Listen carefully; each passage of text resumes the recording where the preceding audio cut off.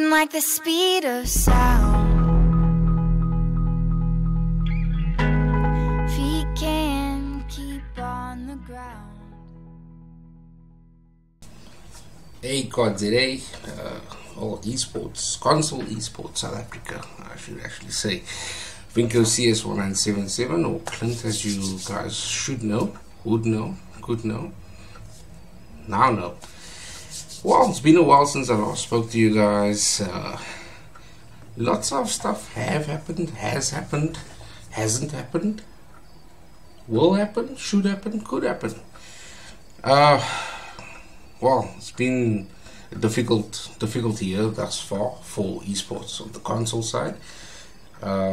Difficult in the sense that we see our buddies on the other side of esports, the PC side, flourishing. I mean, 4 million rand worth of tournaments for the boys via DGL, via Wetwood State, as well as obviously the new introduction of ESL and CODZA joining the fray for CSGO itself. Dota's got a couple of Masters events and others that are being run as well. And yeah, then you get us who unfortunately haven't had anything of significance happen for us this year. However, it's not for the lack of trying. Let me put that out there immediately. It's definitely not for the lack of trying, guys. In the corporate world, or corporate space, obviously things tend to work 100% on timing and also forecasting. You know, the boys from ACGL, they've been going at this since last year, trying to obviously gather it on their own. What you may or may not have noticed, this time of the year we'd normally be in the middle of the MGMS. January, the end of January, we'd see the MGMS's first recon tournament taking place and ending around about end of February, and then obviously MGMS would be announced, and that would run up until around about May for the first qualifier, or at least, yeah, around about mid-May. First qualifier would end for MGMS. At that point last year, we got the announcement for EGE as well as the qualifying for EGE and how that would work. And obviously the qualifiers ran off from mid-May as well, or June. Yeah, obviously with the top 3 securing their spot at the LAN, and obviously the LAN being open, and that was on at the end of July. After that would be the MGMS's second leg for the qualifier for another 2 teams to go through, and obviously that would end in July, and then we get ready for MGMS and then Rage, and that was basically how our seasons worked. However, MWeb has gone through quite a metamorphosis since last year. We've lost Desmond, we lost Brad, Holden's moved on, Clint's moved on. Obviously Clint and Holden formed ACGL, and that became the go-to guys for Call of Duty. I mean, they've always been the go-to guys for Call of Duty on console, you know. Obviously in conjunction with Meganom and CWL, they put on a massive event last year, you know, something that we thought would speed up the process for us getting MLG style events more regularly. However, things don't just work that way, like that, you know. There's a lot of talk that has to go on behind the scenes, things that you guys don't see, and you guys have been spoiled. You have been spoiled from 2008 up until now. The growth has been steady. Last year it was just at the end with the CWL, it was like just big boom, you know. And I won't take it away from anybody. We were all very confident that this is the way forward, we're going forward, and we were excited, we are excited, you know, and things didn't really just pan out the way we hoped. I mean, look at last year. This was massive for Halo. And 2017 never happened for South Africa, and it showed. You know, the community became despondent, and yeah, we have to suck it up. It's just sometimes the ball doesn't always roll in your favor, you know, and it's what you make of it. And this is where the boys from ACGL are coming in. They're coming in strong. We've actually had a lot more tournaments this year compared to any other year. Prizes for those tournaments, right? That's the difference, you know. If there isn't anybody out there funding these tournaments, it's very difficult for the organizers to actually get prizes, because money doesn't grow on trees, and that's what you guys need to realize. What happens for a tournament? I'll just try and give you a basic rundown of what happens, right? ACGL sends a proposal, or CODZA sends a proposal, or Metal State sends a proposal, or DGL sends a proposal to Telkom and whoever else the corporate sponsors are. In the proposal, they actually have to cover all the costs involved before the prizes are even there. The costs involved in setting this up, right? There's a management fee, which is probably the lowest amount that it can be, because obviously these guys, they need to be paid for the time they put in. I mean, imagine working and providing everybody with a service, and you get R0 out of it. So you've literally wasted, say, a month or 2 months of your working hours, working hours, and not getting paid. The landlord's gonna knock on your door and ask you, where's your money? What are they gonna say? I will retweet your house. No, it doesn't work like that. So, first of all, getting enough money just to cover the cost of staffing. Then, a LAN event. Everything that goes on in the event. The switch alone that you use for the LAN event, it's anywhere from 48,000 Rand to 250,000 Rand, depending on where you go and how much of it you're going to need. This is just the equipment for the LAN. Just remember that. This is not your monitors, not your PS4s, not your controllers, not your headsets. Now, we've been lucky enough that Astro has become a lot more readily available to us, as well as to ACGL. Obviously, Holden being an ambassador for the Astro brand, he obviously brings that with him into ACGL and the tournaments and things like that. Those are they big things. They are massive things to have and nice to have.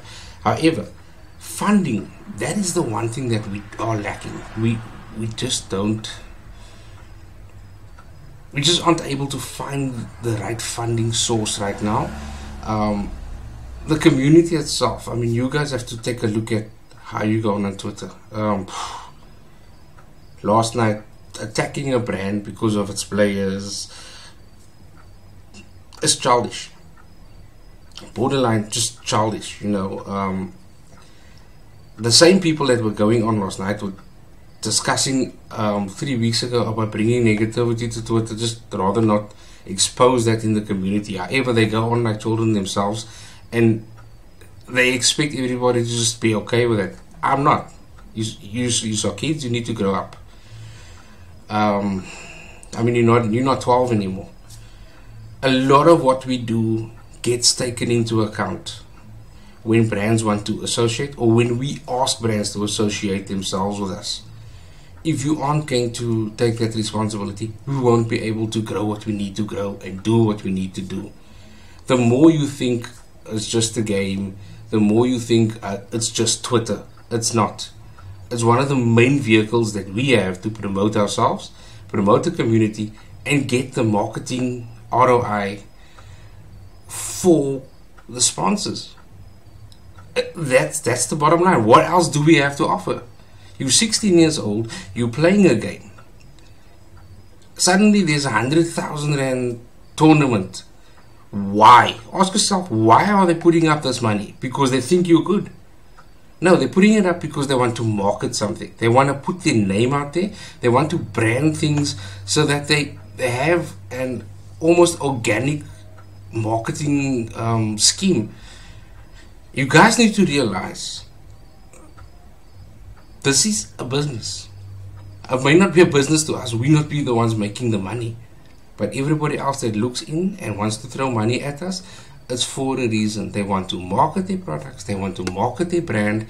They need positive reinforcement for their tweets. I mean, CWL was massive. Massive, massive, massive. I mean, the social media reach was almost 7 million. And to us, that is huge. I mean, we're a small community. First and foremost, we're a small community. We can't expect to have 100,000 rand competitions every 3 months, let alone twice a year. We're lucky to get it once a year. You know, getting people like Benson down here, that was amazing. However, it costs money. His flight alone is on average about 16,000 rand or $1,000. You know, it costs a lot of money. Staying in Joburg alone for the event probably cost them like 5,000-6,000 rand just to house him and Holden. You know, they had shared digs, so that's 6,000 rand for that week, and that's still a good price. So all these things need to be taken into account before we go bashing and saying, yeah, we're playing for nothing, we're not doing anything positive, I'm just grinding every day. It's not that. If you want to win, you got to practice. The tournaments will come. You know, it's Imway's back. I mean, look at it. The Imway backing, like I said, the Imway backing is gone.